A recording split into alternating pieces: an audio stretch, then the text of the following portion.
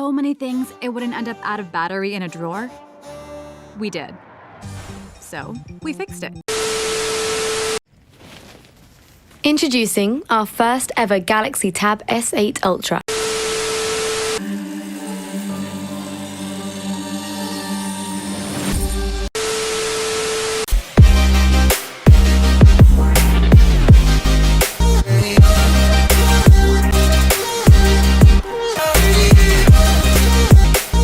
Okay, so you have already seen by the title of this video, and we're going to talk about tablets, specifically Samsung, Google, OnePlus, and Apple. Now, you're wondering, which are these two companies, OnePlus and Google? So let's start with OnePlus. OnePlus is a company that has been releasing smartphones. They've also been releasing earphones and earpods, earbuds, and I think they're even venturing into TVs. So specifically tablets, they recently released their first tablet, which was 2 months ago, and it sparked a lot of reaction online because of how similar it was to the iPad series, the whole Apple ecosystem. This is something that has been heavily criticized because some Apple users said that OnePlus is trying as much as possible to copy Apple and all the iPad series on the hardware and also in the software. I'm not so sure about copying, but I would say they might have been impressed by Apple and they decided that they are going to follow into their footsteps and try as much as possible to be inspired by them. So that is my take about that. The tablet itself looks almost exactly like an iPad. That is the outlook. It's very thin. They decided that they're going to make it as premium as possible. Not that it's because it's their first generation, they're not going to give us a premium device. So they tried as much as possible to give us a very thin tablet.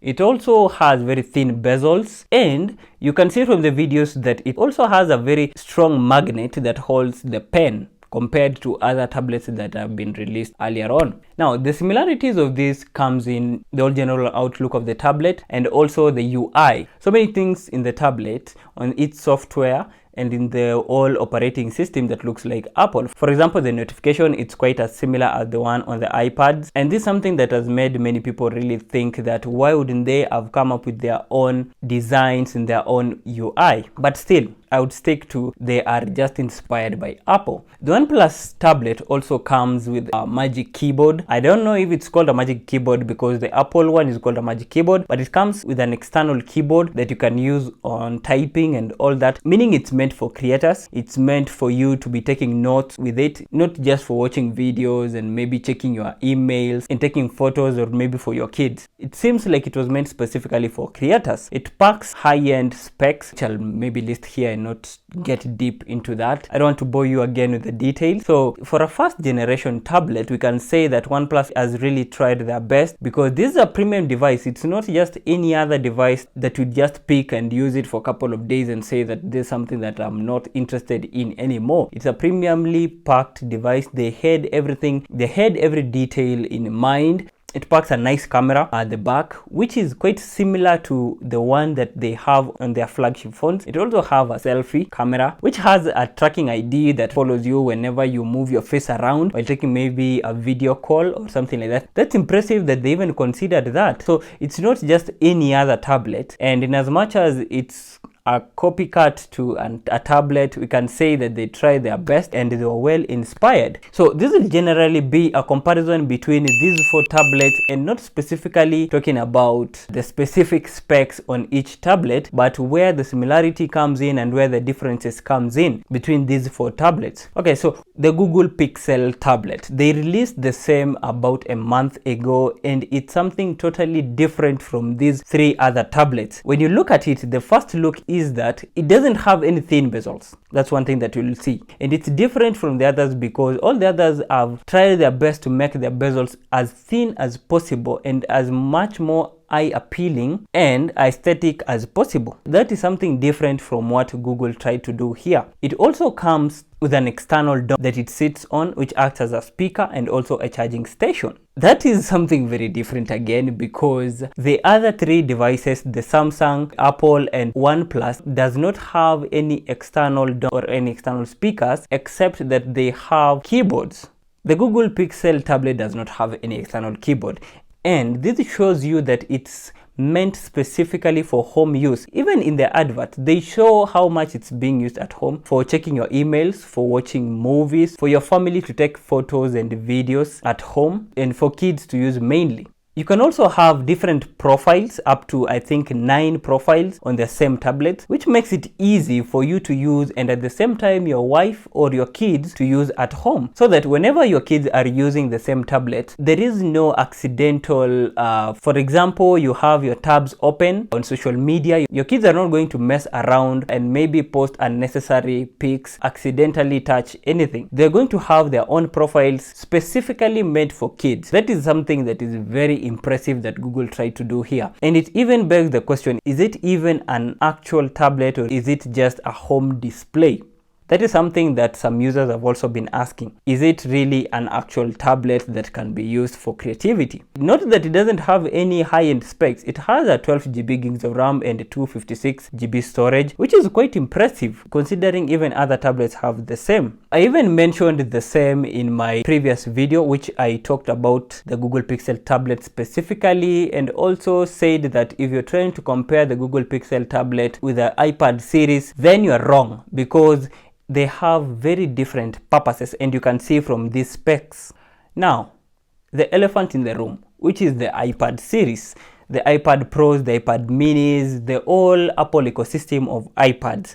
So Apple has tried their best to make applications as user-friendly on the iPads as much as possible. They have tried their best to make sure that creators are hooked into the ecosystem. They have tried their best to ensure that even if you're using this tablet at home, or it's your everyday carry as your phone or as the external PC, they've tried as much as possible to ensure that you are hooked into the whole ecosystem. This is why they even made sure that the tablets are now much more premium, to the extent that you can edit your photos on the tablet. It is on Photoshop, on Lightroom. You can edit your videos on the same. Nowadays it can handle a lot of heavy softwares. You can even have a simulation to handle your audio production. For example, you're a musician, you're a producer. You can even produce songs and tunes on the same tablet on the go. So Apple has tried their level best to move away from the usual tablet as just any other display there at home, and decided that creators need to utilize these when they are on their go. For example, they don't have their MacBooks at hand or their superior PCs at hand. They can use the tablet to achieve the same goal that they wanted and continue creating on the go. That is where I would say Samsung comes in too.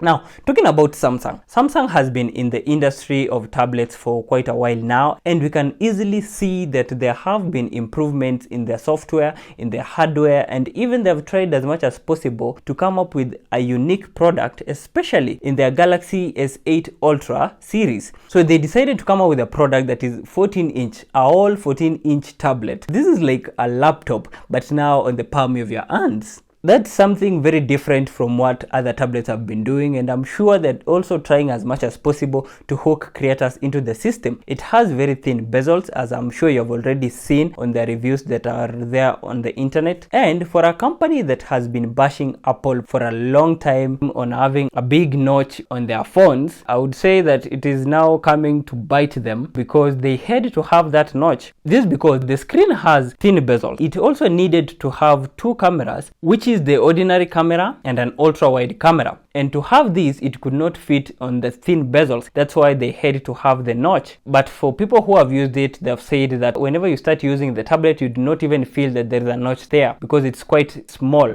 The Samsung tablet is good for media consumption. It's also good for production, and also the usual surfing in the internet, watching Netflix, watching YouTube videos. And when it comes to production, it can also handle the same. For example, Photoshop, Lightroom, and all those softwares that are used by creators. So generally, we can say that Samsung and Apple are heading towards the same direction, and OnePlus is also following them into that same direction. But for Google, we can easily tell that Google is secluding itself from this category of tablets, and they're trying to create their own fan base, especially for home users and people who usually use their tablets at home. For example, for families, as we had mentioned earlier. So this is something that is quite different, and many people might move into that direction because their tablets are quite cheaper compared to these high-end tablets, the Samsung and the Apple ecosystem. So moving on, you can realize that it will not be so hard for you to find a tablet that suits you, because you will realize that whenever you want to buy a tablet, you can easily see what you normally do on your daily basis, why you need one. Is it for content creation, production? Is it for you to use at home with your family? So these are the bases that make it easier